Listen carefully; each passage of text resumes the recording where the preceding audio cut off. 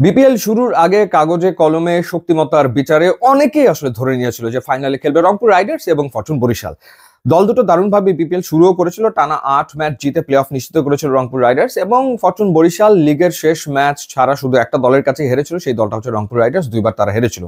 বাস্তবতা হলো যে শেষমেশ ফরচুন বরিশাল ফাইনালে ঠিকই পৌঁছেছে, কিন্তু রংপুর রাইডার্স তারা আসলে বিদায় নিয়েছে এবং চমক দেখিয়ে বিপিএল এর ফাইনালে জায়গা করে নিয়েছে চিটাগং কিংস, এবং সেকেন্ড কোয়ালিফায়ারে খুলনা টাইগার্সকে তারা নাটকীয়ভাবে, অবিশ্বাস্যভাবে রুদ্ধশ্বাস ম্যাচে হারিয়েছে। ফরচুন বরিশাল ব্যালেন্স রাইট, কোনো সন্দেহ এই ব্যাপারে নাই। তাদের ব্যাটিং অর্ডার নিয়ে যদি আমরা কথা বলে থাকি, যথারীতি তামিম ইকবাল দলের পক্ষে সর্বোচ্চ রান এখন পর্যন্ত করেছেন, এবং তামিম ইকবালের ব্যাট থেকে 359 রান এসছে, 3টা 50 তিনি করেছেন। গড় হচ্ছে 35.90, 123.36 স্ট্রাইক রেট। টপ অর্ডারে তামিম ইকবাল রান করছেন এবং একই সাথে ডেভিড মালান তিনিও কিন্তু রান করছেন। 8 ইনিংসে 315 রান, 157.50 স্ট্রাইক রেটে, অর্থাৎ এগ্রেসিভ ব্যাটিংটা তিনিই করছেন। তিনিও 3টা 50 পেয়ে গেছেন। এর সাথে তাওহিদ হৃদয়ের কথা বলতে হয়, কারণ তাওহিদ হৃদয় শেষ দিকে এসে ডেফিনেটলি ফর্মের দেখা পেয়েছেন এবং তিনি 82 রানের একটা ইনিংস খেলেছেন। সোফা 280 রান তার ব্যাট থেকে এসছে, এবং যেটা বলছিলাম যে চিটাগং এর বিপক্ষে তিনি দারুণ একটা ইনিংস খেলেছেন, সেই ধারাবাহিকতা নিশ্চয়ই তিনি ধরে রাখতে চাইবেন। সো টপ অর্ডারে এই তিনজনের সাথে মাহমুদুল্লাহ রিয়াদ এবং মুশফিকুর রহিম মিডল অর্ডারে ডেফিনেটলি থাকছেন। আরো দুজন অভিজ্ঞ ক্রিকেটার, এবং কাইল মায়ার্স ফিরে এসেছেন, যিনি বিপিএল এর গত সিজনের ফাইনালে ম্যান অফ দ্য ম্যাচ হয়েছিলেন এবং চিটাগং এর বিপক্ষে বল হাতে 2টো উইকেট নিয়েছেন। দারুণ কন্ট্রিবিউশন তার ছিল। সো কাইল মায়ার্সও চলে এসেছে, যেটা তাদের জন্য একটা প্লাস।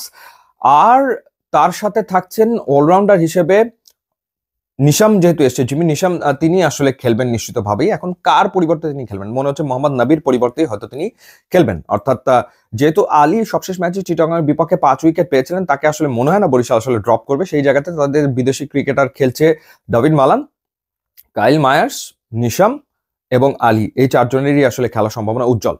এর সাথে লেফট আর্ম স্পিনিং অপশন হিসেবে তানভীর রয়েছে এবং লেগ স্পিনার হিসেবে রিশাদ রয়েছেন, ফাস্ট বোলিং এ ইবাদত রয়েছেন। সো মোটামুটি ভাবে এই হচ্ছে বরিশালের squad, very very very balanced, এবং কাগজে কলমে ফেভারিট হিসেবে তারা চিটাগং কিংস এর বিপক্ষে মাঠে নামতে যাচ্ছে, কোনো সন্দেহ আসলে নাই।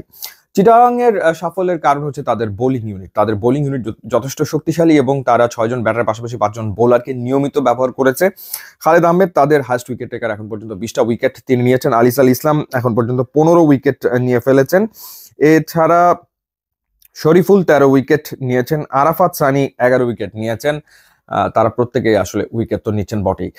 যে দুজন আসলে মূলত ফাইনালে তুললো চিটাগং কিংসকে, 2 পাকিস্তান ক্রিকেটার ওপেনিং এ খোয়াজা নাফি 4 ইনিংসের ভিতরে 2টো 50 তিনি করে ফেলেছেন, এবং দারুণ একটা ইনিংস, 57 রানের একটা ইনিংস তিনি খেলেছেন খুলনার বিপক্ষে। এবং তালাত হোসেন তিনিও খেলেছেন হায়দারের পরিবর্তে। এখন হায়দারের ইনজুরির কি অবস্থা সেটা আমরা জানি না, তবে যে ব্যাটিংটা করেছেন তালাত, তাতে করে মনে হচ্ছে যে হায়দারকে মনে হয় না ফাইনালে আসলে খেলাবে চিটাগং। সেই জায়গাটাতে গ্র্যাম ক্লার্ক, তাদের হাইয়েস্ট রান গেটার চিটাগং এর পক্ষে, তিনি খেলবেন। তো তার মানে হচ্ছে বিনুরা ফার্নান্দো বোলিং এ, গ্র্যাম ক্লার্ক থাকছেন, এছাড়া খোয়াজা নাফি থাকছেন এবং থাকছেন তালাত। এই হচ্ছে 4 জন বিদেশি চিটাগং কিংস এর।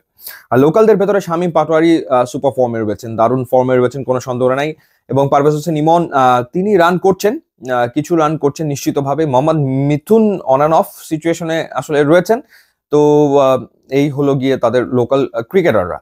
সো ডেফিনেটলি এখন পর্যন্ত 3 সাক্ষাতে 2বার বরিশাল জিতলেও একটা ম্যাচে কিন্তু চিটাগং বরিশালকে হারিয়েছে।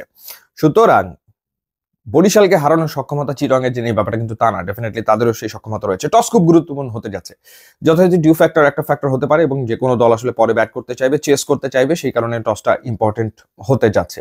তো আপনার কাছে কি মনে হচ্ছে যে শিরোপা উঠবে কাদের হাতে? ডেফিনেটলি জানাবেন। ইউটিউব এবং ইনস্টাগ্রাম লিঙ্ক দেওয়া আছে, আপনারা যদি যোগ দেন তাহলে খুবই খুশি হব। And thanks for watching.